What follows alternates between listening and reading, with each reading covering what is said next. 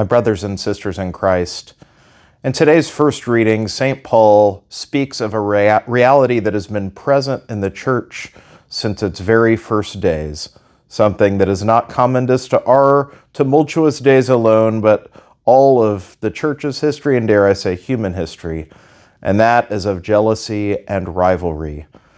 Paul is speaking to the church in Corinth of those who seek to cluster in camps, depending on who they follow, who is their leader of their sect, which person who they prefer, which person that has preached the word in the way that they like the best, and so on and so forth.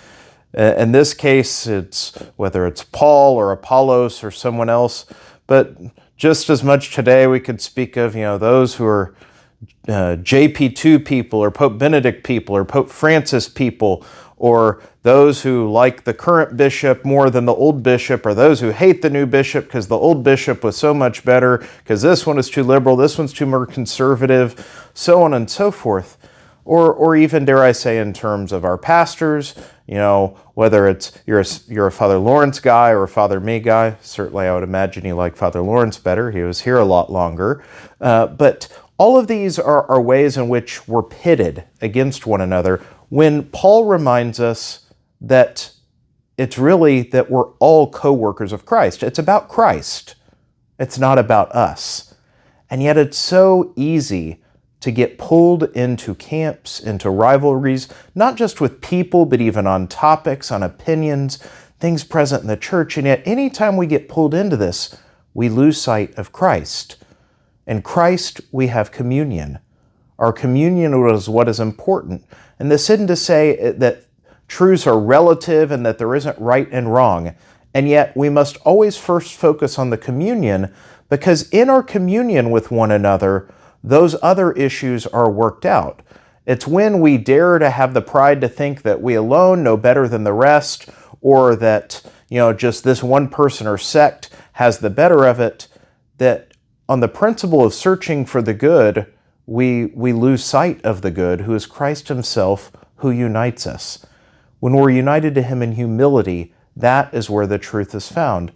And this has been true throughout the history of the church. We can find great saints who in their own day were not necessarily nasty to each other, but opposed, were unsure about the other. Great church fathers who, battled each other in words, and yet had an appreciation of where their place was in the church. We are all co-workers of God. It is God who does the work. It is God who unites us, and may we be humble in this way. It's the same reason that in previous videos I've committed to you my hope, and Lord knows I'm an imperfect man and priest, but my hope is during my time as rector here at the Co-Cathedral, that what I will share with you in this space from the pulpit anywhere else is the teaching of the church. Now, certainly I will color it with my personality, with my own stories and the like, but what I don't want to do is be a priest who gives you my hot takes on matters of the day that mixes in opinions with the teaching of the church. I don't want us to be a parish that's about Father Jeff or about someone else, but instead, I want us to focus on Christ and that one faith, holy, Catholic, and apostolic, that unites us. And so how do we keep ourselves from being pulled astray? Because it is so easy, especially when our passions run high, when we feel strongly about things. And today's gospel points to the answer. That is the constant return to prayer and to the source. Our eyes must constantly be on Christ. And so Jesus, as we've seen him grapple early on with the demons that are calling him out, that he is the Holy One of God, they do so not to honor him, but because they want to derail his early efforts by spreading this idea that he is a Messiah of a false kind. And in the same way, even the human beings around him want him to be pulled into being a miracle worker. And yet Jesus comes to preach the good news to everyone. So after a day full of busy healing, Jesus returns to prayer with the Father and continues on his way. So must we.